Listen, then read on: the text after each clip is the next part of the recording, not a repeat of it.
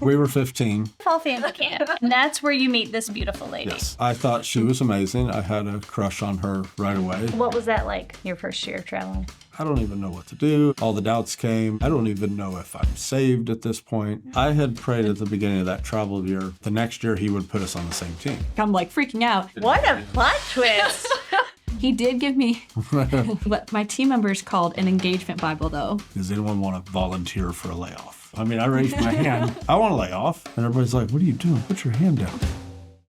Welcome to Changed Lives, a special limited series in which I explore the incredible stories of the people behind the scenes at Life Action, a ministry with a mission of reviving relationships through transformative events.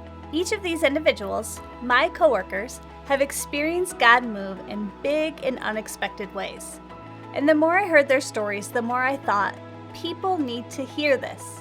In this series, you'll get a first-hand look at how God is working in and through the people of Life Action, the challenges they face, the faith that sustains them, and the lives being transformed along the way.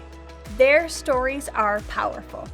Today I'm talking with Chris and Michelle Gallo, a couple whose story was shaped through their years traveling on the road with Life Action. Their relationship began with a long, quiet admiration for one another, some twists and turns, and even a little drama. You'll hear how God met each of them during those formative seasons on the road, how He wove their paths together in unexpected ways, and how He's continued to guide them as they've learned to live by faith, even if that meant Chris surprising everyone and volunteering to be laid off from his job. As you listen, consider how God might be writing the same kind of faith story in you.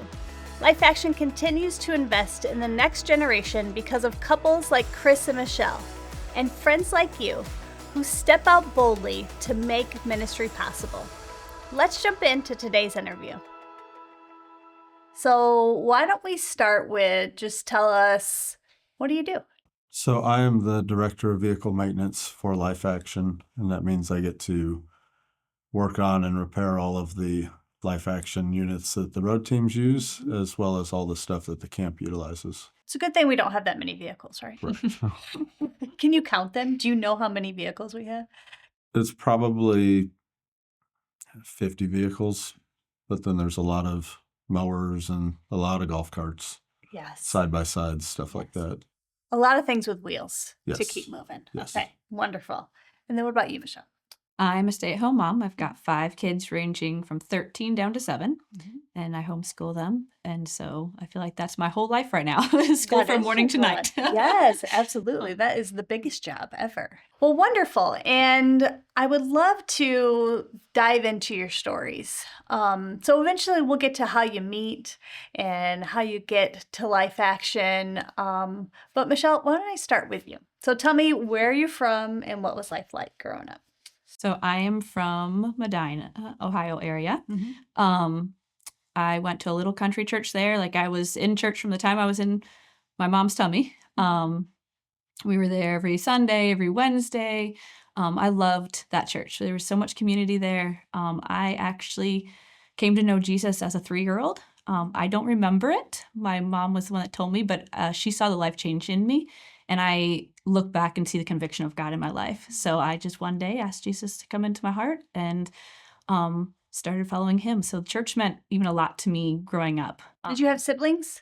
I did. I have 3 younger siblings, although the last one didn't come until I was 15. So that was not when we lived in Ohio. Sure. So we, my sisters and I, we went to the small country church. Yeah. And Did you go to public school, private school, homeschool? so I was in private school in Ohio. So that was up until 6th grade Okay. that I was in a private school. And then all that. So in 2000 is when we moved to Michigan to join Life Action. And that was when I started being homeschooled. So I was homeschooled from 7th to 12th grade. That was when, I guess that kind of like everything changed, just because like all my worlds changed. Oh, yeah. It sounds like quite a transformation. So walk me through that. How do you go from Ohio to Michigan? You say your family joins Life Action. What was that like? So way back when, I didn't remember, Life Action came to our church. So Lori and Jimmy Herklots were there when Lori was pregnant. And you're like, all these different people that I know were there. And then Life Action came again. when I was a little bit older, I remember we had teen girls that stayed with us. I loved having the teen girls at our house. That was, I just remember them. They actually paid attention to me, and they were adults, and they weren't scary because they were in my home. Dan Jarvis was over here, and we're from the same little itty bitty country church over in Ohio. Oh, really? Okay. And he had been my children's church teacher, and he had come over, and so he kept telling my dad, Paul, you need to come serve. Paul, you need to come serve. And my dad is an IT guy. And so it was just they needed IT guys here. And so we said, okay, we're gonna go. I was excited.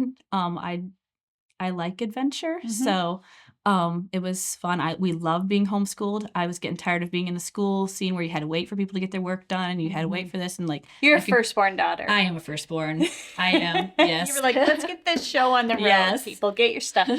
All right. So we quickly raised some support. They needed my dad over here really quickly because they had no IT guys. Okay.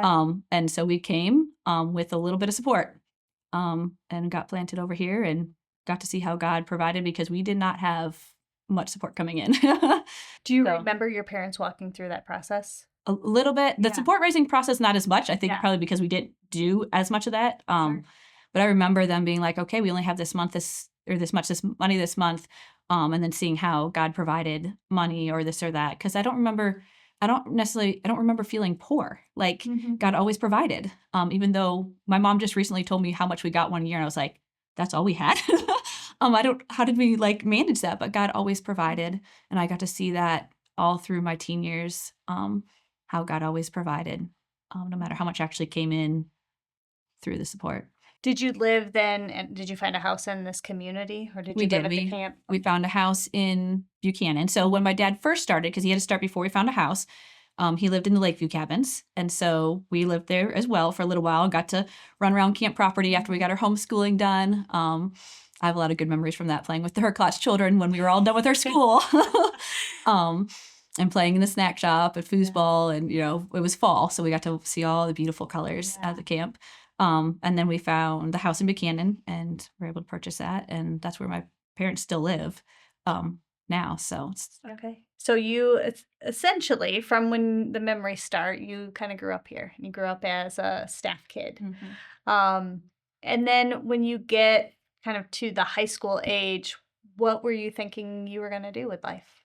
The only dream I ever had was to be a wife and a mom, but I also love serving. Like my love language is acts of service. So I love being behind the scenes. So as a staff kid, I worked out in the kitchen at camp. And then once I got old enough, I was family assistant. So I'd serve out there any chance I had. When we built this building, I came with my dad and ran network cables because he was an IT guy. So ran network cables to all the desks and helped crimp them down. Like I loved doing that type of thing. When Revive Our Hearts would send out shipments, we would go and we'd do the boxes. And we had to hand label books back then before everything was all like computerized, and put stickers on books. And so like I loved being involved in Life Action. And that was kind of where I wanted to be and where I loved to be. And so my first year out of high school, I worked in shipping and receiving here. And at that point, we weren't shipping as much out, so I was kind of in charge. I'm not sure that I did the best job being in charge, but I was mostly in charge of me and then a few kids that would come in and help me. Sure. I thought about traveling on the road, just because that was obviously thinking I'm a people person. I was shy at that point still, but I'm a people person, and so God just continued to open doors, allowed me to go and check out the road teams for one church. Okay. It was a couple hours north of here, and I got to go and kind of be part of the group there, and I was sold. I wanted to travel. You're like, I'm gonna go on the road. Yeah. Okay. Yeah, because I was nervous about leaving home and like being with in these different churches that I didn't know and with these different people. But after that first church and getting to be a part of what God did there, I was like, this is what I want to do. Chris, I'm gonna go to you. So tell me, where are you from? What was life like? I was actually born in Germany, and so was my older brother. My father was in the military, and we came back to the States after I was born and settled in just north of Mount Vernon, Illinois. It's a little town called Dix. There's like 450 people and one flashing light in it. Nice. And I have 3 brothers, so it was 4 boys growing up. So are you the oldest, youngest, middle? I am second oldest. Okay. So we grew up in church, like we were there every Sunday morning, Sunday night. Little country church Wednesday too? night. Kind of similar? Little country churches. We went to several different churches growing up. So when I was 9 or 10, my parents split up, and got a divorce. So then that was hard, just getting ready to enter teenage years with no father around. My mom did do a really great job at finding us mentors and introducing us to different guys just to help us learn how to be men and be adults and just all the different things like that. Were those mentors from the church or from the community? They were mostly from the church setting. So there was one in particular for me, Dave Davidson, and he just did a lot with me, shaped who I was, got me interested in even being a mechanic, just taught me how to be in the outdoors, to hunt and fish. You're in that area, and then you learn kind of some of the mechanical skills. Were you thinking for your career you were wanting to go into mechanics? I think I was like every kid. When I was little, I always thought it'd be cool to be in the military. Okay. But as I hit teenage years, once I did a little bit of mechanical work with Dave, that was like the first real job that I remember really wanting and thinking I could probably do this. Okay. So, All right. And so then how do you get affiliated with Life Action? so we had family friends, Jim and Cindy Dice, that lived a little bit north of us in Illinois. Okay. And they got involved with us through church. And I hit it off with one of their boys, and we became best friends, and we did stuff with each other all the time. We'd go out in the woods, ride four-wheelers, all kinds of stuff. And they ended up bringing my family, after my mom and dad divorced, they brought mom and the boys and I up to fall family camp one year. And Okay. we got to experience a full week of camp. Okay. So, And what was that like for you? Well, I mean, you met me that week. well, I didn't know if she was wanting to start in. Oh, yeah, for That's- sure. Okay, that's- so you come to fall family camp, and that's where you meet this beautiful lady. Yes. Okay, so walk me through your perspective. How did that happen? You tell your side of the story. So I thought she was amazing. I had a crush on her right away. And she was working. Were you working Yes, here? because I was Okay. homeschooled, I could work the fall family camp because fall family camp was Yeah. through a whole week. So it wasn't just like where kids were off school on the weekends. Yeah. So I was working kitchen, Oh, okay. and it's really laid back. Fall family camp, small, like maybe 10 families. So it's a really family feel. Like it's my favorite.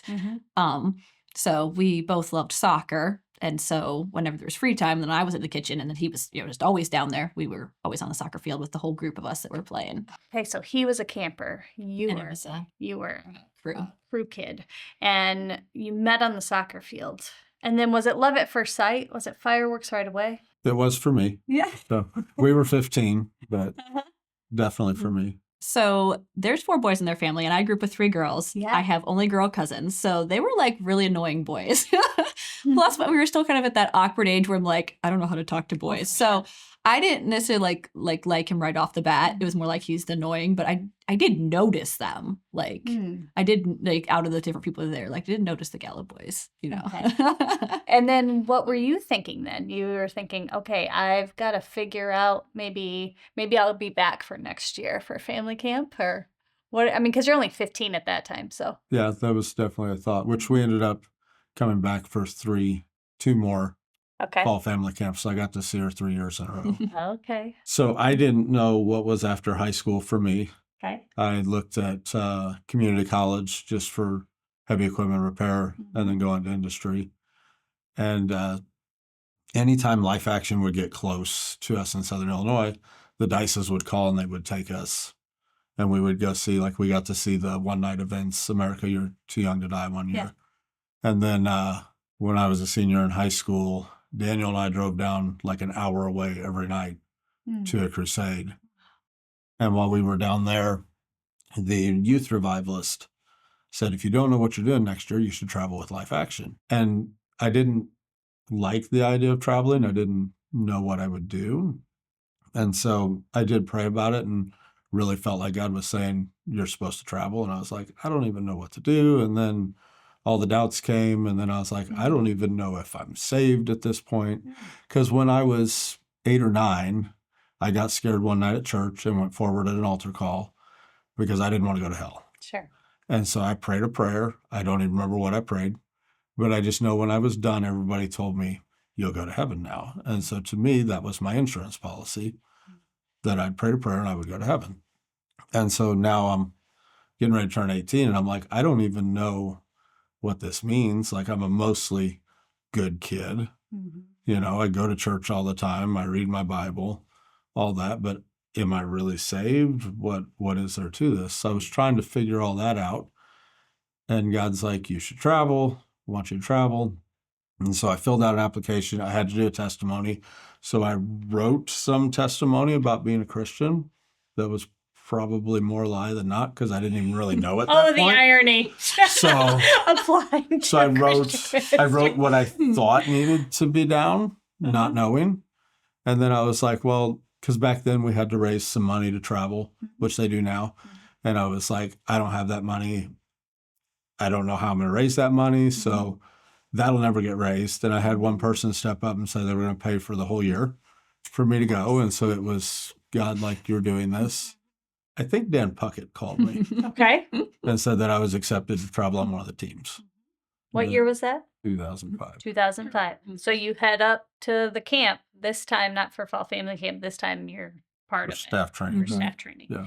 And is that the first year that you traveled? No, because we both graduated in 2005, Okay. and I worked here at headquarters Oh, okay. for the first year out of high school. But I was doing mail room, so I saw all the all the team members' mail come through. So I saw all of the mail come through to him because his mom has a way of packaging stuff. Like, she tapes it with stickers, and like, you always knew when one of the Gallo boys would get a package because your brother was traveling. Yes. too. Okay. So I would see it. So like, there were still these like little connection points that we had kind of during this time, even though I wasn't actually like traveling, and we would have seen each other at Seek Week as well. So just little points of connection during this time. So then you travel for a year before you travel? Mm-hmm. Okay. So what was that like, your first year of traveling? It was like trying to drink water from a fire hose that Yeah. we always say. It was crazy. But What I think team? where it started, it was Red Team Okay. with Tim St. Clair and Ryan Loving. Okay. But where it all kind of started was went through staff training, and then at Revival Week, I sat there one night and I watched just God working in everybody else's life. And I'm like, ever since I got to Life Action for training, you know, we're learning about sharing Jesus with kids. And we went to Berrien Center Bible Church for VBS.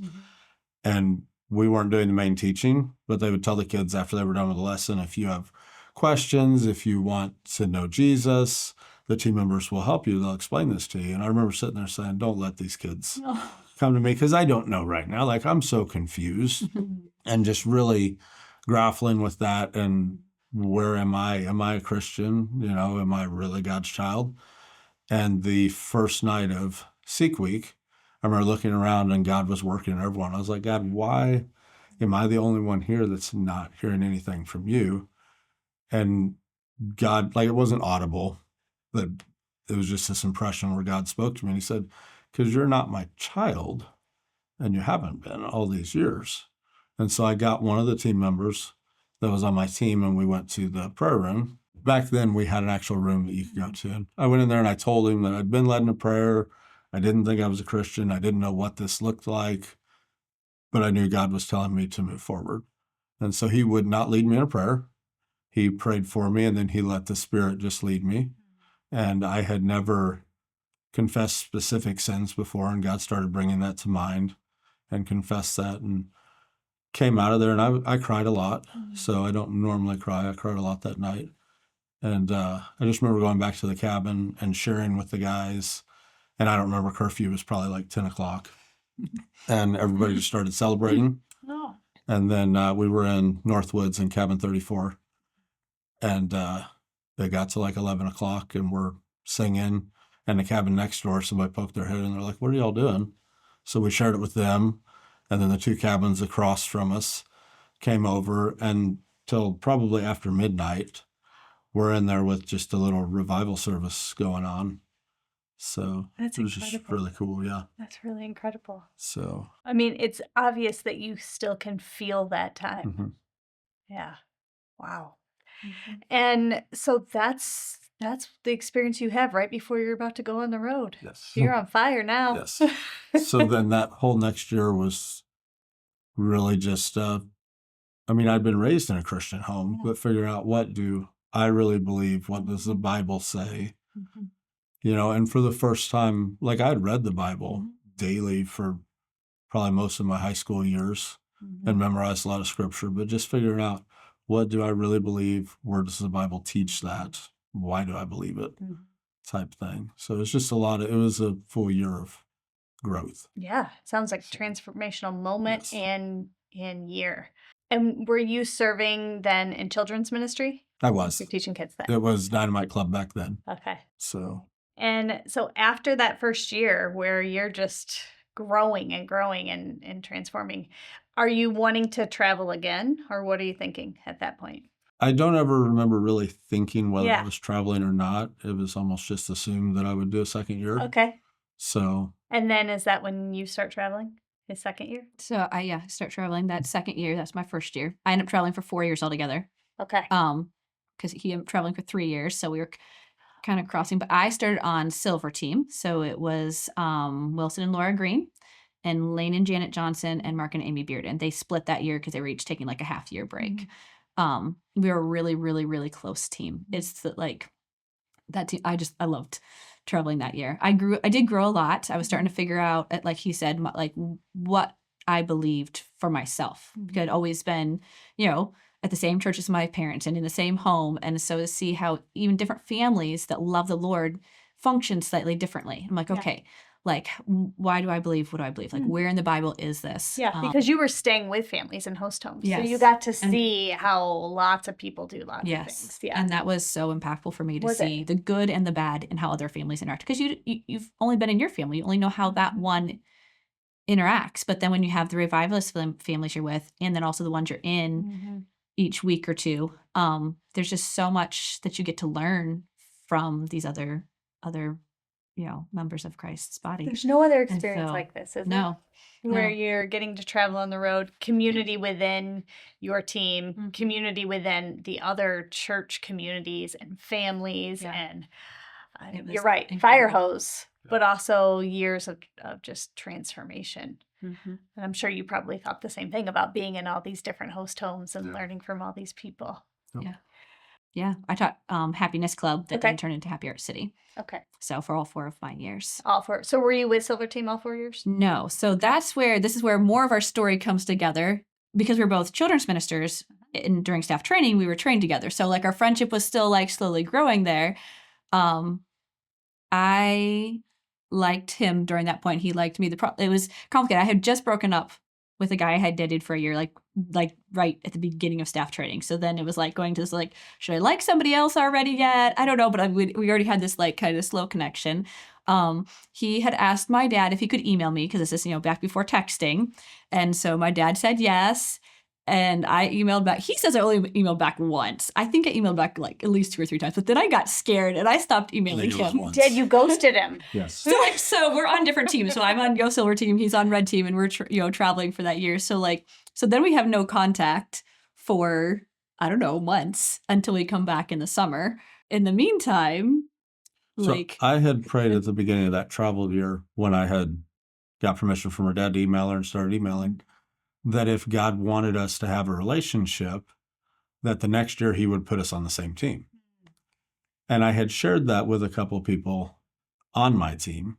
And I had one of my co-teachers, we had gotten really close, and she knew that prayer really well and was praying it as well. At the end of that travel year, when Michelle we hadn't talked or done anything. Right. I was kind of losing hope for that. Well, the other girl that had been praying this prayer with me for Michelle, I realized that maybe I liked her. Oh. So I started what dating. a plot twist. I started dating her over the summer. So had permission from her dad. We started a relationship. We didn't tell a lot of people. I don't know that anyone on the team at the time knew that we were doing that. And he then, told me at some point in the summer about it. And I acted happy for him, even though I was actually disappointed. Oh, and then you're like, oh, wait a minute. Yeah. Maybe I should have emailed back. That's a good play on your part. Yeah. Well done. So we start staff training for my 3rd year. Which would have been my 2nd year. Okay. And they post. So now a lot of times the team members know before they even get here what team they're on. Sure. Back then, the children's ministers didn't know right away. Oh. We knew what club we were teaching in, like Happy Art City or Base Camp, but we had no idea what team we were on. So you would just arrive and they'd post it up and you'd And we'd find all out. go down to the lodge and look at the paper on the window and see what team we were on. Oh, wow. Yeah. Did they pretty usually try to intense. keep people on the same team, or sometimes did You pretty much always stayed on the same team if you had already traveled. Right. So his prayer for us to be on the same team was kind of like that Kinda crazy. fleece out for the Lord. Like, if you really want this, then you're going to have to move us because we don't normally get moved. Okay. All right. Good context. So coming into staff training, I knew that I would be on a different team because Red Team was dissolving. Mm-hmm. Tim St. Clair had left and Ryan was probably moving teams, and they went from 4 teams down to 3 that year. Okay. So I knew my team wasn't there anymore. Like I believe I was the only one from that team that even stayed to travel another year. Mm-hmm. So I knew I was going to another team. I feel like Ryan sat down and told me I was probably going to the White Team or Revival Conference team at the time. Mm-hmm. So I kind of knew what was happening with that. But then when they posted teams, Michelle had been moved from her team to the same team as me. So you both got moved. We both got moved. I got moved because of a relationship issue. So there had been a relationship on White Team that they broke up, and they both came back to travel, and I didn't want them on the same team. So the girl was in Happy Art City, so it just made sense. So we switched. So I had found out like right before they posted that they had come to me and said, "Hey, you're going to move to another team." And I was like so close with my first team. Right. So I was just like, oh, this is like I was not happy, although, it worked out. So So now you both are going to be on White Team. mm-hmm. Yes. And you're like, great. God, thank you for answering this plan. But he's I dating have a some- girlfriend. I'm dating someone. And so when she asks me which team I went to, and I told her, she then asked who my co-teachers were on that team. And I was like, I told her who was in base camp with me. And then she asked about Happy Art City, and I told her. And when I said Michelle's name, she's like, that was your prayer. God just answered your prayer very clearly. She's like, we probably don't need to date anymore. And I was like, no, I think we should keep dating. So we attempted that for the fall. And her father did not approve of the fact that I didn't know what I was doing as far as schooling. Mm-hmm. Like I felt like God was calling me to some sort of ministry, but I didn't know what that looked like. Sure.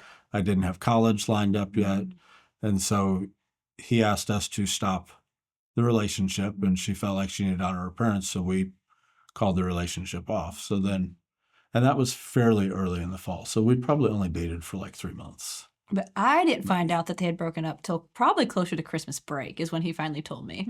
So, because the whole first part of that semester, like, I was avoiding him because I was like, I actually have feelings for him, but I respect them and their relationships. So, like, I can't get too close to him. Like, Sure.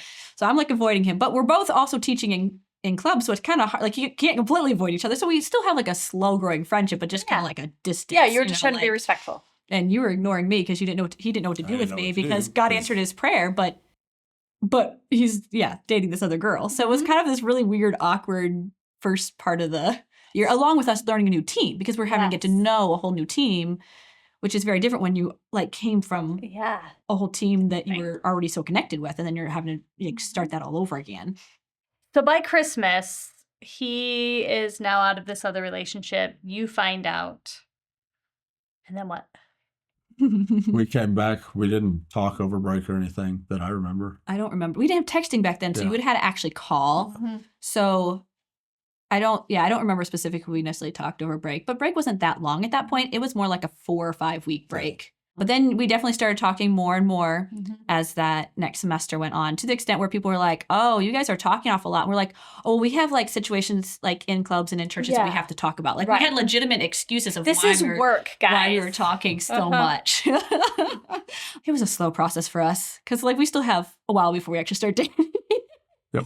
But there were certain pieces that I started realizing like why I could trust him. And one of them was Dan Puckett had sent me packet of mail that asked about me being a bus driver for the next year. At this point, we had no girl bus drivers or truck drivers, nothing. Like it was only the guys drove. He had asked my dad permission. My dad had said yes, but my dad is not a paperwork person or one that keeps track of lists or any sort. So he had completely forgotten to tell my mom or I or anything about this. So this packet of papers comes to me, and I'm like, like kind of freaking out because like breaking precedent, like I would be like the first girl bus driver. Like I was on the first team where you had to wear nylons with your skirts. You were only in skirts and nice blouses and stuff for, Sunday morning. He taught in a 3-piece suit in base camp or Dynamite Club. Like, so like we were kind of where it was kind of changing, where in churches it now became a little more culturally normal to be a little bit more laid back in dress and things. So like this is a whole like big deal for me. And I'm a verbal processor, and my family was in Canada, and at this point, cell phones didn't have like international plans, and it cost like you couldn't call them so much unless it was an emergency. So I'm like, I have this information, I don't know what to do with it. I have to talk to somebody because like I'm like freaking out. And he was the natural one. Like I went and just talked to him, and he just kind of talked it through with me, like helped me calm down and just like think through. I'm like, okay, I could do this, which I ended up driving bus the next 2 years. So you were the very first girl bus driver. There was 2 of us girls on my team for that first year. She had already driven school bus and like in college, Sarah had. So Sarah and I, were the first 2 girl bus drivers. And I loved it because it gave me something to do after traveling for 2 years, just sitting on a bus. Like I actually got to do something on travel days. Like even through our like growing friendship, there was these little pieces where I was like, I knew he was like my safe person, that I could trust him, that I could go to him for whatever, I needed. So how do you make it official then? We went a whole nother year pretty much. Because I realized my 3rd year over break, I was not coming back because I just didn't feel that clear calling from God to be back here. I also didn't know what I was doing. So I talked a lot with Ryan Loving, and he counseled me. He's like, you know what? If God's not giving you clear direction right now, go get a trade, something that you can fall back on. And he's like, you're great with your hands. So if you want to be a mechanic on cars or heavy equipment, go do that. Have a trade that you can provide for a family. And he's like, God may use that as a ministry where you just support other missionaries. He's like, and one day God could use that to bring you and be in full-time vocational ministry somewhere. So, and wise counsel. Wise counsel. And I had said as a team member, when I started figuring out that was the direction I was going, I was like, if I could, I would come apprentice under Dan Puckett. And I would never leave Life Action. But at the time, I would go up to try to ask Dan if I could help. And Dan's like, it's easier if I just do it alone, which I fully understand because I tell people that now. So I get it. And I think it was also a God thing because I learned so much. Because when I left, I went to 2 years of junior college for heavy equipment repair, so construction equipment. But then I also took classes on semi-trucks and trailers. And then I worked full-time while I was doing that. I worked night shift and then went to school all day. When I graduated, I got sent out through a local union hall to a construction job where they were building a lock and dam. And I worked on school buses there. I worked on golf carts, on side-by-sides, on semi-trucks and trailers, on cranes all and the thing a revival bulldozers. ministry might need help with. Tugboats, I worked on tugboats. So, but it just gave me a really diverse skill set because I didn't specialize in any one thing. Because I always wanted to go to work for Caterpillar. And if that was all I knew how to do was work on Caterpillar dozers, it would have been a harder transition when we came here. Whereas when I showed up here, almost everything that the camp has, I've worked on in some way Isn't at God some point. amazing how he prepared you for that? Yeah. That's incredible. Yeah. Right, because that's not normal. No. Usually guys that go into that, they do specialize, right, in one area. Yeah. That's great. So in the midst of him going to, school full-time and working full-time, I'm on the road. And he's still my person I want to talk to, like, when there's hard situations and stuff. So, like, I'm trying to figure that out a little bit, but we don't do, like, texting was, you had, like, 30 texts in a month, and then otherwise it was, like, 50 cents a text. So, like, I would, like, do a few texts with him, but then I would want to call. I was still very much a call. I thought texting was stupid. I was like, I don't want to do that. But he's going to school full-time, working full-time, so he doesn't really have a lot of time to call. So, like, if he texted me, I would try to call him, which would actually freak him out. Plus, he didn't have time to, like, actually talk. Sure. So we still, like, we had little bits of communication then through that next year. But again, it was still, like, really awkward, honestly. Like, this really slow-growing friendship that's kind of awkward as we're trying to figure this all out. There was things that I wanted to talk to him about, though, because he had traveled on the road. Like, he knew these different things. He knew, like, some of the things I was going through. Spring break of that first year that I traveled without him, I go home, and my dad, so I go home on like a Sunday, and my dad says, by the way, Christopher's is coming up to talk to me on Saturday. And I was like, well, good, but not good. Cause I was like, I wanted to enjoy this time with my family. And now like I run the whole week just to go really fast. I'm like, why else would a guy come and talk to your dad? You know, like there's not really any other reason. Because we hadn't communicated feelings to each hadn't. other beyond just being friends, and then we traveled together. Because we were very traditional, where like you talk to the dad before you even talk to the girl. Like that was kind of the way I had been raised. So like I didn't know for sure if he liked me. He didn't know for sure if I liked him, like when he schedules all this. Well, now he's coming to the house. Now he's coming to the house. So I drive 5 hours up from my mom's house and get there, and her dad, Paul O'Black, is in the front yard changing an engine in a car. And so I get out, walk over and shake his hand. And he's like, I've talked to Michelle. He's like, my answer is yes. Whatever y'all are wanting to do. If you're wanting to date, yes. If you want to get engaged, yes. If you want to get married, whatever it is, it's yes. It's like, okay. I was not expecting that response from him when I heard that. So the backstory and what I was prepared for was the stories about when Michelle dated Dave, and Dave showed up and Paul had a shotgun sitting next to him to try to intimidate Dave. So I was fully expecting something like that, and I was expecting a lot of rules, and this is what it's going to be. I wasn't. But instead he said, take her. My dad did explain. He was like, I was 18 when I dated Dave Stevens, and so I was 20-something or something when I started dating him. So there was a difference. Like I was just out of high school versus being more like an adult. So I was like, okay, that makes sense. But it was not like what we were expecting. It's funny. So then I was allowed to come out of the house. Aw, so nice. And we got to, we were able to talk. We went down to Five Guys and got burgers and picked up skeet at Walmart, I think, and went out to camp and shot skeet with his brother. So our first date was at camp. So like literally everything revolves around Life Action, I feel like. Like he got saved at Life Action. Our first date was at Life Action. Like God brought us together at Life Action. Our whole story, like Life Action weaves all the way through it. It is. It is home. Yeah. Wonderful. So finally, it's finally official.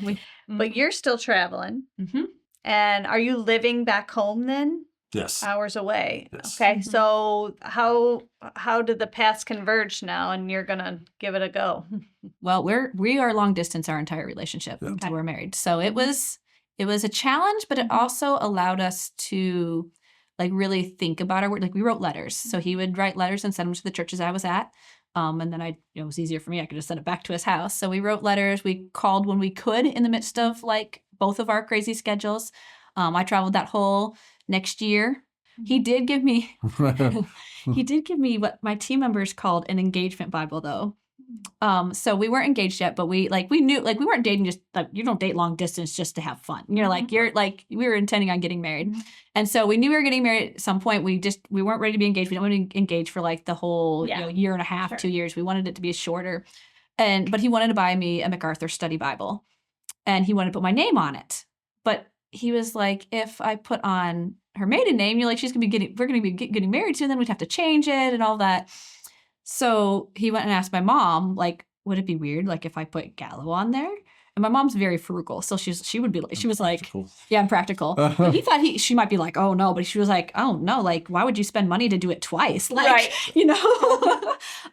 so he put Michelle Gallo on it. No, we're not engaged. I can't remember if I have a promise ring from you at that point or not. It was helpful to have a ring on the road because you travel all around and there's all these other guys out there, and so it's just like I have a ring, like I'm taken.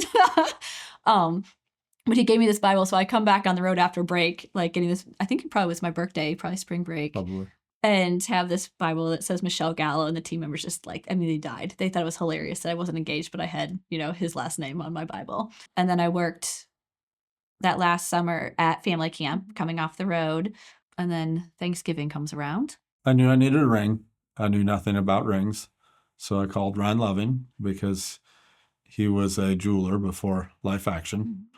And I was like, I don't know what I'm getting. I could go spend $3,000 on a $2 ring. So I was like, could you tell me what I'm looking for? Can you help me locate something? I don't even know what to do. He's like, well, what size is she? I was like, I have no idea.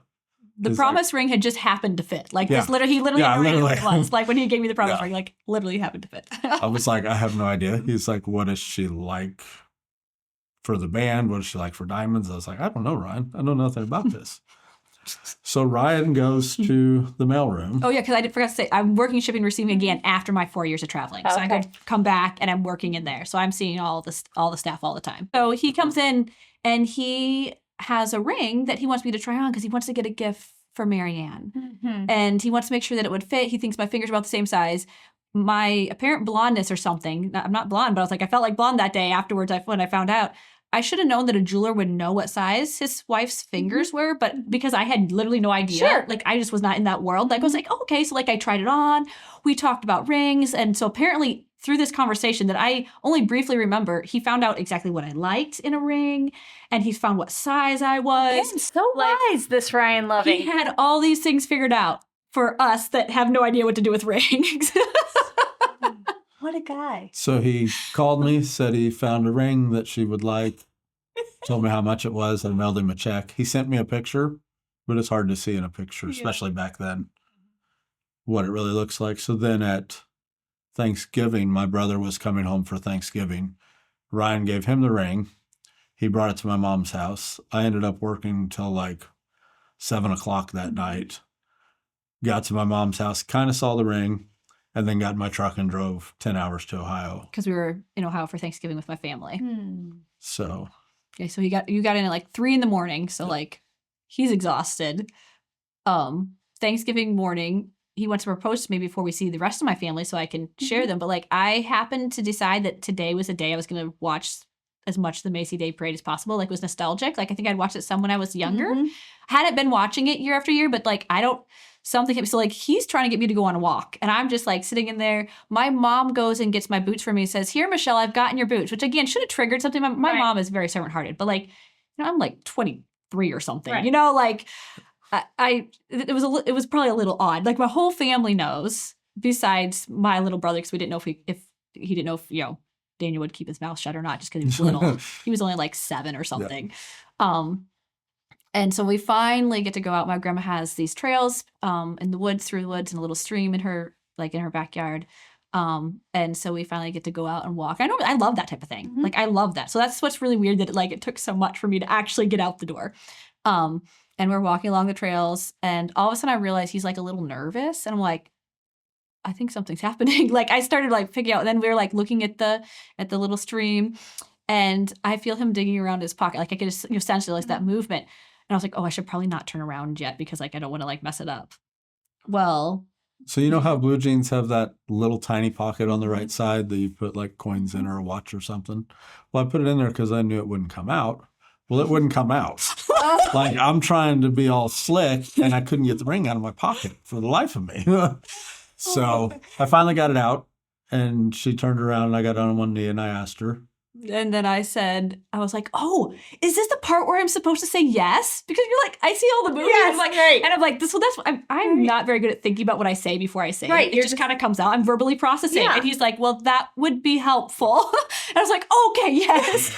So then I put the ring on and he's like, can I see the ring? I was like, have you not seen it yet? So then he goes and explains that whole story where it like passed from like the one person out there driving through the night. So then I show him my ring. I'm like, here it is, so you can look at it. Wow. And so then we are finally, after all those years, finally engaged. So you two get hitched. Yeah, about 9 months later. 9 months later. And then how do you get back to Life Action?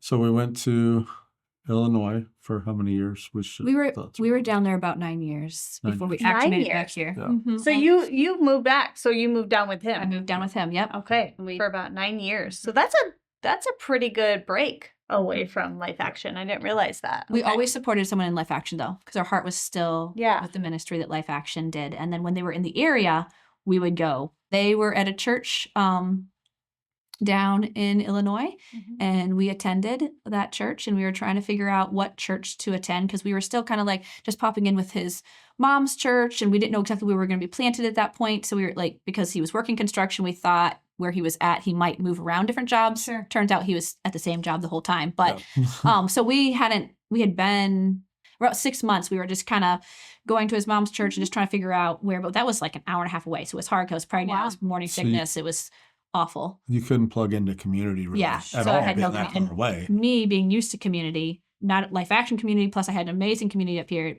at BCBC. Plus your like, family. Plus my family here. So like moving away from my family, we were far away from his family, but an hour and a half away from it. So we could just, I had no community. Right. Like my bank ladies became my important people because they at least knew me because I came in every week with a paycheck and they knew my name. Yeah. And because I didn't have anybody. It's gotta be so hard for you. It was very, very, very hard for me. I was miserable. Yeah. And I wanted to find a home church. But he didn't want to find one right away. And as I waited, I saw that God used that to put us exactly where we needed to be. But I also didn't think we were going to be down there as long as we were. Yeah. So I didn't want to plug into a church for 6 months or a year and then start the whole process again. But the job didn't end. So Ryan Loving was at that church that was down there in Illinois, in Marion, Illinois. And we asked him about, what would be a good church to attend. And he pointed out Cornerstone Church to us. It was another one in the community that he said seemed like God was really doing a lot of amazing things there. And we tried it and we never left. We never tried another church. Like I know people they tell their stories about like we had to try this churches. We never church searched. It was literally like God just placed us there. The first person that talked to us pretty much that had a deep conversation with us became one of my best friends down there. We stayed. So you started to build community down there. Yeah. And it was 9 years is a long time. I mean, how many babies did you have down there? I had all five. Right. Yeah. Because my kids are within 6 years of each other, all 5 of them. Okay. So, so they were the community that came around me when I had C-sections and I also had a back surgery in between there. And a miscarriage. So I was always physically recovering from something. And that church community came around me and, brought meals and helped with cleaning. Because, when you have a C-section, you're not allowed to do a lot. Right. And so, they were amazing. And it was also, God put us in a big church. I actually prefer small church feel, but for that season, it was really good for us. It also allowed us to have a huge community that prayed for us and supports us now to be able to come back to Life Action. Yeah. So it was exactly where we were supposed to be. That's great. After we got married, we lived in Vienna for 2 years, and then we moved to West Frankfort and bought what I thought was going to be the house that I died in. Like I never planned to move from there. We had 5 acres, and it was in the country. We had one neighbor behind us, and just really, she was a great neighbor, and then she sold it. Yeah. And we got just as good neighbors that moved in. Yep.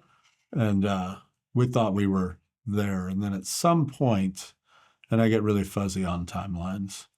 Yeah. So we came here in 2020. So probably 2017, I started really feeling like we were supposed to be doing something different.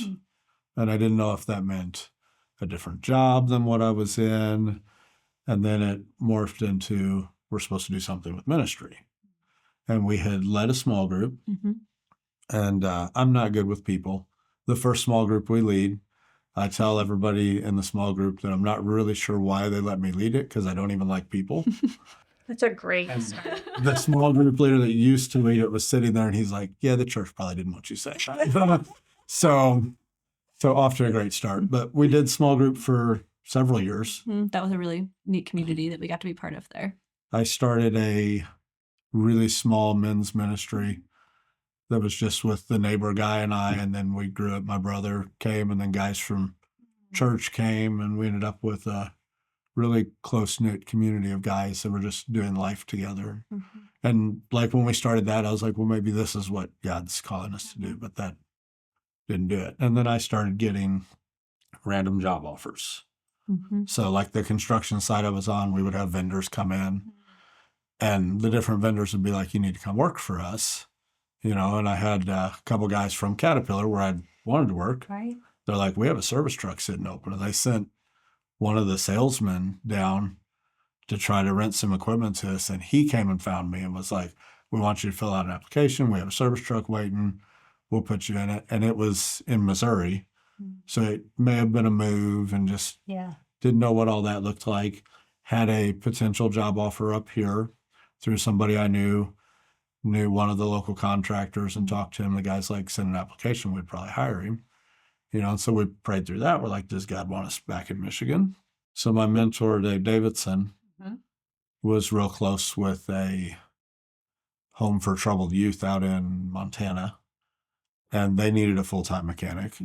So he asked us about that, and we really prayed through that, and I really struggled through it because I didn't feel like God was calling me to put my children in that situation. And we talked a lot about it and prayed. And I finally came to a point where I was like, God, if this is where you want us to go, I'll obey and we'll go. And it was like, as soon as we said that, God's like, yeah, that's not where you're going. So then it was back to, well, what are we doing? Like, I was confident enough that we were moving. I started cleaning up our property. So you just felt like we're supposed to be somewhere else. You just don't know where it is. We didn't know if it was ministry, a different job. We started leaning towards ministry. Like, that was the camp was a ministry opportunity, but these other jobs were different. It was not a fun process, but looking back, I love to get to tell the story of how he actually worked it. Like, it was hard in the middle of it, but. So 1 week before Easter 2019, Billy and Christy Harvey messaged and said, they messaged me and said, the camp needs a mechanic full-time. Is this something you would consider? And pray through it. And I was like, I'll pray through it. And we had prayed through so many job opportunities, the other ministry opportunity, and just not knowing. And so I told Michelle. And I promptly did not pray about it because I was like, God keeps saying no, and this one just seems too good to be true because it would be more comfortable for me, like, than some of these other things that he had put out. Like, it'd be back with my family, so I'm not leaving family. I'm like going to family. Like, that could be back potentially in my home church. I love Life Action. I would love to be back there. So, like, I just was like, God just keeps saying no. So I didn't pray about it. Thankfully, he did. So I thought about it every day the next week and prayed through it. And Easter Sunday, we were headed up to my mom's for Easter. And I told Michelle on the drive up, I was like, I think we're supposed to call Life Action and talk through this and see what it looks like. And I was like, are you for real? Because, like, I don't want to get my hopes up that you're actually thinking this way. Like, because I was like, I would love that. Like, I would just absolutely love to be back. I love it here. So I actually started with an email to Ryan Loving, who was the camp director at that time, just because he was my familiar face here and he had spoken to my life. We actually named one of our children after Ryan. Yeah. So. Our Ryan is after him. So I emailed him and I was like, here's where we've been. Like, I gave him my financial situation. I gave him everything. And I was like, this is what we prayed through. This is what God's put on our hearts. We don't know what to do. The Life Action things come up now. I was like, I know you work for Life Action, but just kind of as one of my spiritual guides in my life, what would you recommend I need to do? And he emailed me back and said, this is great. I'm so excited. I'm praying for y'all. Can I share this with Ben Slink? Didn't answer a single question, gave no guidance. I was like, sure, you can share this with Ben. So then I think we went 3 weeks and we're like, I don't know. Every day felt like an eternity, like, for me, because I'm like excited and ready. Like, so I finally got Ben's number and called Ben. And I was like, did Ryan say anything to you? And Ben's like, oh yeah, we're super excited. We're just so excited about this possibility. I was like, so what does this look like? And he's like, what do you mean? I was like, well, so I just told camp mechanic job. He's like, yeah. He's like, but really, Dan Puckett needs to pass this on and he's ready to do that. We've been waiting for the right person. So he's like, if you're interested, it could be camp mechanic or it could be road team mechanic, which my heart was probably more towards road team just because I had traveled. I mean, I loved camp. I loved working the 3 years that I traveled. You'd work family camp all summer. And I loved doing that.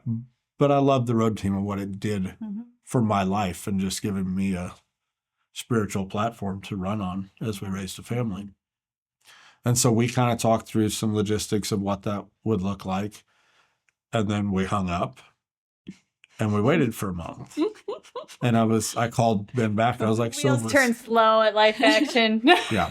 Well, and it was transition time, which it always is here. Sure. So I called him back and I was like, so what does this look like? What do we need to do? He's like, well, we need to do an application. He's like, you've already essentially done an interview process. He's like, we'll reach out. And then we didn't hear anything again for a while.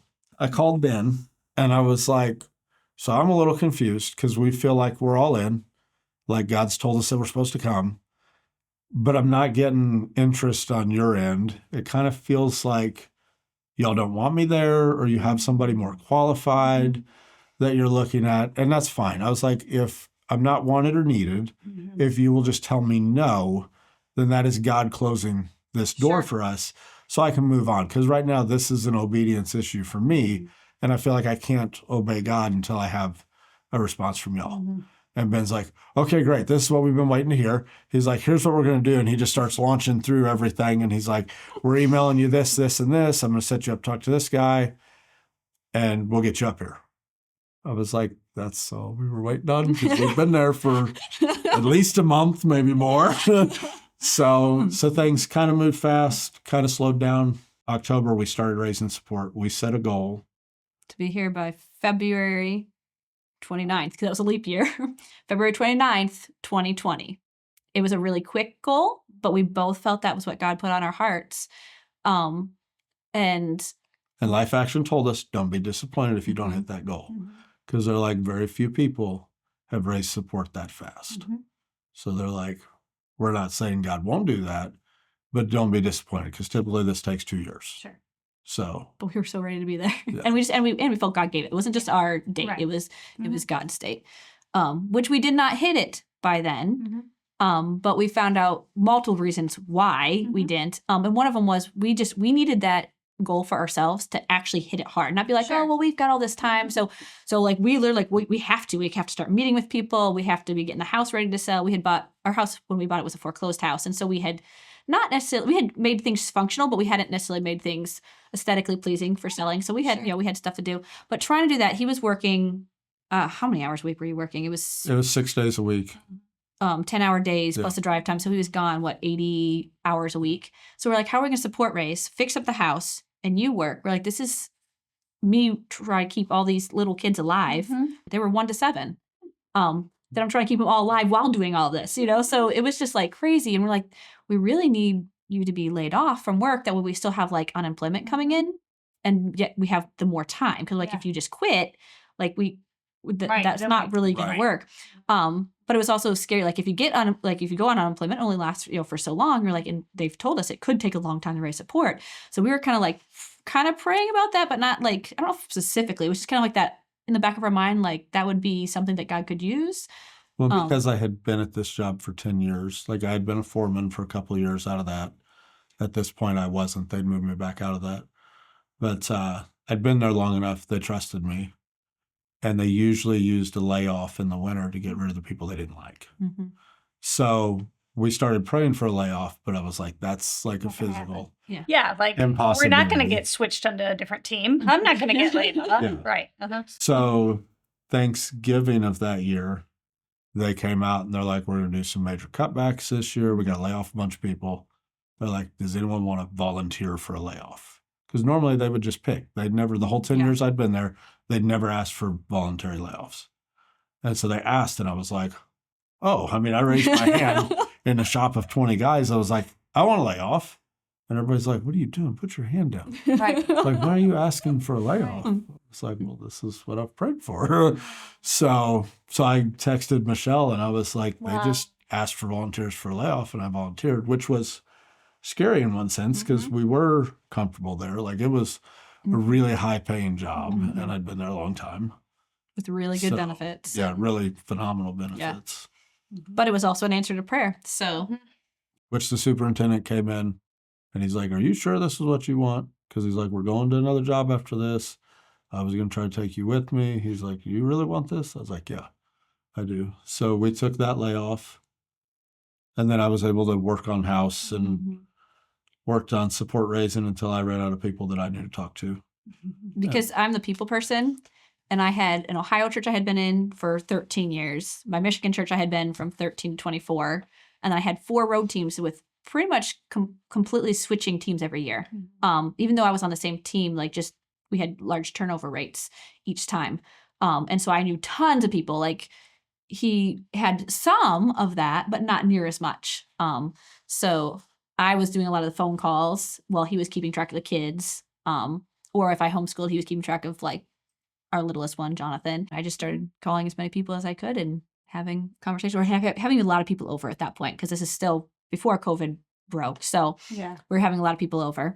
And during all that time, like it was incredible to see how like God just brought in, like people did our neighbors did a fundraiser for us that brought in in money to help cover the extra costs. Like the unemployment covered most of it, but we were like, well, we have savings that we can live off of if we need to as well. But God just kept providing. So and so would hand us a gift at church or, and that fundraiser, I think someone put in a check for like $1,000. He had never met us before, but he felt like God prompted him. He didn't even show up because he had a work commitment. And so he dropped the check off and we were like, $1,000 from this person we've never met. Like it was, God used all these little pieces just to encourage our heart in the middle of support raising, because support raising is actually really challenging, like emotionally. Like it was a lot harder. Like I was told that it would be hard, but it was a lot harder than I expected. Just going through that process time and time again. It was exciting to share the stories that God was doing, but hard as well. And then, February 29th came and I was disappointed. I said, I know that God has a reason for this. And maybe one day down the road, we'll see why God didn't let us be fully funded at the end of February. Not knowing that 2 weeks later, when COVID broke out and shut everything the whole world down, would shut down around, the world and country. Like if we had been trying to move in March, it would have been awful. We never could have done it. So we needed that date for our hearts and our minds to be able to quickly work on the support raising. But God knew we didn't need that date to actually move. And so he didn't allow it all to come in by that point. But then he used that time. It was such a sweet time at that beginning of COVID. We couldn't travel. Other people couldn't travel. So a lot of families go around to different churches and talk and share. That is not something that would have worked really well for our family with all the little ones and just the way we were set up. Like I got overwhelmed just trying to get out of the house to church. Sure. When I used to be one that would get up and go all the time. But something about having 5 kids back to back and just always recovering from C-sections. About it? Yes, all the things about it. It got to the point where I was hard. It was very hard for me to just get out of the house. And so you couldn't. COVID meant you couldn't. Right. And so it was just completely acceptable that I was calling all the people like from back in Ohio. We never went back to Ohio to support race, but I called so many different people. And then as I called, we're all stuck in our houses. We're all wondering, what is God doing with this? We're all struggling, like lots of people struggling with depression and different things. And I got to tell my stories of what God was doing in our life and how God was providing. And God met me. And then so many of those people, whether or not they became financial supporters of us or prayer supporters of us, he met us right where we were at during that time and gave us what we needed. And, as I told the stories over, it helped my heart too, because, I realized how much like an Israelite I am. I forget very often what God has done, but when I had to tell those stories over and over again on the phone, it just reminded my heart and made those beginning months of COVID that were so hard a little bit easier. And you got to see the God pieces in it. So then by June, we had enough to come. We were not 100%, but because people had been giving all the way back from that October, we had such a big amount in our support account that would cover that deficit. Well, we hit a point the end of May, beginning of June, that we were like out of people to talk to. And we were also at the point, because I hadn't worked, our insurance and everything was getting ready to run out. And I called Ben Slink and I was like, I don't know who else to talk to. Like everybody we can think of, we've talked to. Here's where we're at. And I'm getting ready to lose health insurance. So in my mind, the only thing for me to do is to go back to work out in the hall to get enough hours and get my health benefits back. So we at least have that, but that's going to slow down support raising, but I literally don't even know who to talk to anymore. And Ben's like, let me work on this for like a week. And so he called me back like a week later and he had raised enough to get us to, I think it was 90% of what we needed. Ben got us that last little bit to get us there. And then we came. So you started in July. In July. And we moved into our house in August. So we lived on the camp property in Steve and Debbie's old camper, 2-person camper, all 7 of us. It was only like 1.5 for 2 weeks, but it was the longest. Because it was still, middle of COVID. Seek Week was happening on the parking lot, but there wasn't childcare because of COVID. So we actually were watching Seek Week in our trailer, trying to keep track of kids while they're meeting over there. And we're trying to figure out, our house in Illinois was supposed to have sold before we bought our house here because, we were using the money for it. Well, it fell through again. I can't remember if it fell through 3 times or 4 different buyers. There were so many different buyers where they had money down on it. It was going through and things, it fell through. So we come in to coming up here and we're we kind of need a house. We're already up here, but things are falling through, and God again worked all little details. So we were able to have the house up here and the house down there at the same time. We had double mortgages we were paying on, and we were like, okay, well, just hopefully it sells soon. And again, we never had to pay out of our savings. God always provided for that extra through different either supporters or different things. I was very thankful when it sold in the spring of the following year. So we owned 2 houses for, I don't know, 6 to 9 months. We never planned on owning 2 houses at the same time. No, that was not what we wanted.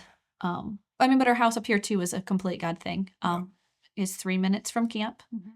So he gets to come home for lunch. You know, in Illinois, we were a family, but we were surviving. He was gone from 4 a.m. until 5:30 at night. Or 6 o'clock at night. Yeah. A lot of times 6 days a week. And here, like, he can wake the kids up for school in the morning. He can come home for lunch. The family who was in it, they wanted a Life Action family in it, so they dropped to their bottom dollar so that we could afford it. It's a home that we can host team members. We love team members because we were team members and we knew what it was like to be on the road and have like want a home feeling. Like when we were at staff training, Byron and Sue Paulus would have us over to their house, and we get to have, like, she would have this amazing spread of food for us. We just got to connect as a team.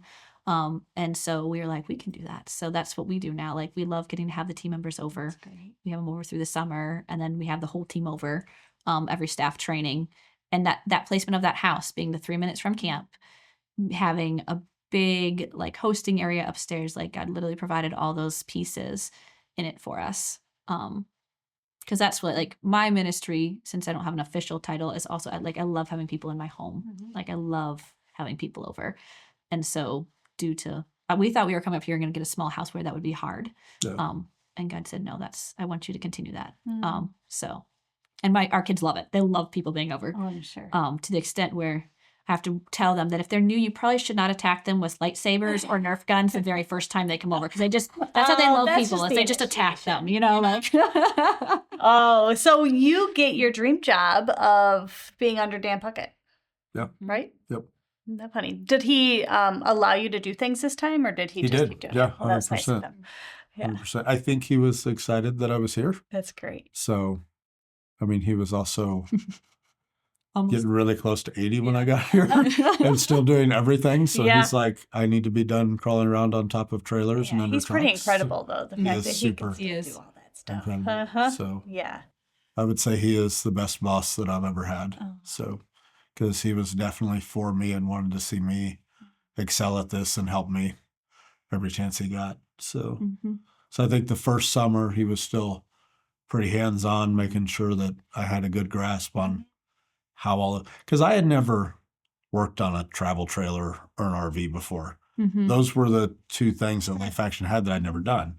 I lived in a travel trailer for a year while I worked construction. True, yeah, so you knew a little bit how it functions. So I knew a little bit of that, but I never actually had to peel walls off or roof or anything like that. Make it run. Like the tires, the axles, I could do all that, but everything else, I was like, this was new to me. So the first summer for sure, and then I think the second summer he started giving me more, just letting me do it, and if I needed help, I would come find him, type thing. And now your role is all of the vehicles. Yes. Right? So road team, camp, all of that. Yes.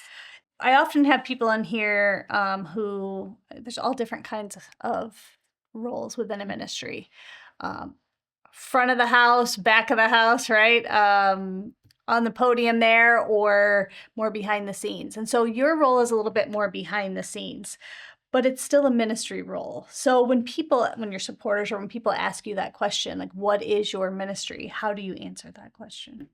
I mean, and the revivalists tell me this, without trucks and trailers to get them there, we wouldn't have a mobile revival ministry. And a lot of what we have, like even when it breaks down on the road, it's hard to get people to work on it very quickly. So it's just very much us enabling the team to move around. Without you, we don't get anywhere.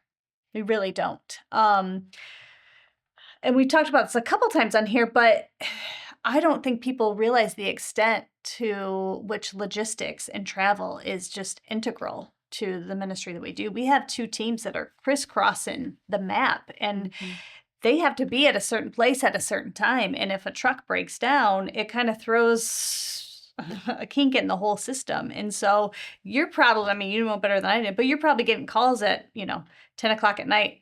all right, we're on the side of the road. What do we do? Or, I mean, there's been all kinds of crazy stories, especially, in the recent years of trucks breaking down. And so I think not only do you enable these teams out there, but you're kind of their safe space too.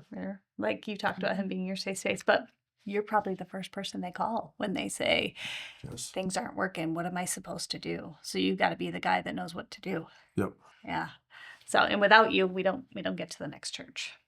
Well, and for me, having been a bus driver, when something would happen, I called Dan and he always answered. Yeah. So like he was always available. Mhm. And so I was like, we get to come back and be that same thing. So now in a family life, sometimes I'm like, oh, that's actually a little harder in functionality because we were trying to do something and he's got to go talk to a team member. But at the same time, I'm excited that we get to be that because I know how much that means because I was on that other side where I needed Dan to answer because I'm this, single team member driving a bus that doesn't know, like, I don't know what to do because this situation came up and I need him to answer because otherwise I don't know what to do. Mhm. And so getting to watch him be able to be that same thing then for the team members. And every once in a while, like a lot of times I'm like if at lunchtime, if he gets a call, then I kind of get to hear parts of what's going on.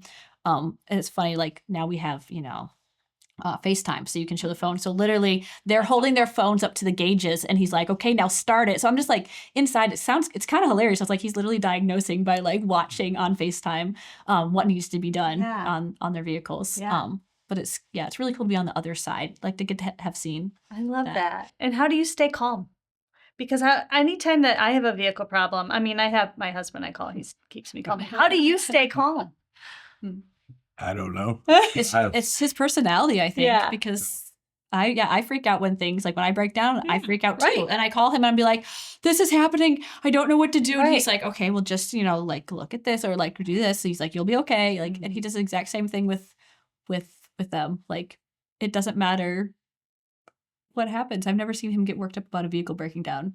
I mean, now there's the logistics of it that might be like, okay, this is challenging. But like when it happens, like, okay, he just kind of takes it in. Yeah. And goes along, which is how Dan was too. Like it was like his personality. He was just, Dan was just even and steady. It didn't matter what happened. Figure it out. Just figure it out. And I think that mechanical, hands-on brain that God's given both of them, works for that well. So now that you're back home, even though I know you have family in other locations, this is your home, and you've been here since 2020. What is when you think about the next 10, 20 years, because you're the next Dan Puckett, right? So you'll be here for a while. What are your prayers for our ministry? I think that we would just continue to be faithful and that even as we've seen in this last season, that we would remember that we can't do it without God. Because when we remember that and when we pray, there's so much more power in what we do because it's not us. It's God.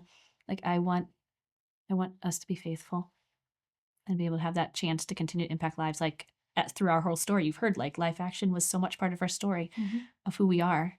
And I want to be able to be used like that in the lives of so many more. I love that. I know how it changes lives. What about you? I think just the mission that Life Action's always had of being in the local church, that's not changed. The church needs that now more than ever. And I think when I was a team member, I didn't realize that just as much as the church needs Life Action, the team members need Life Action in the way that God uses Life Action just to make them into world changers.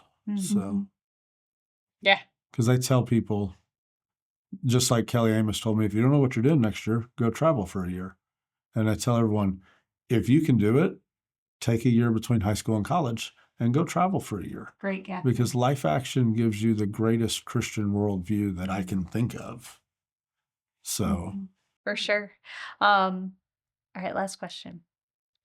When you are still taking those calls at 83 and telling people how to work their spaceships or whatever we're going to be driving then, and you're looking back on this time, what is the legacy or what do you hope you leave behind here, your little role here in this ministry? I mean, I always look at Dan Puckett, and everybody says that's big shoes to fill. And I'm like, I don't think I could ever even fill his summer sandals. So, I mean, I look at Dan and just all the years that he showed up and was faithful. And I would love for that to be my legacy if I could even just come close to what he was. So That's sweet. And what about you? I think because my role is more just as I interact with people, whether it's campers out at camp or the team members, I just want people to be able to feel loved. I want them to see Jesus in me. Like if they can say that I saw Jesus through Michelle, that would be my greatest desire because that's what matters. It's not me, it's not my words, but if they see Jesus and can feel his love and compassion for them, that's what I would love through all those years, that I would be faithful in that and sharing Jesus, not sharing Michelle because I mess things up, but Jesus never does. That's great.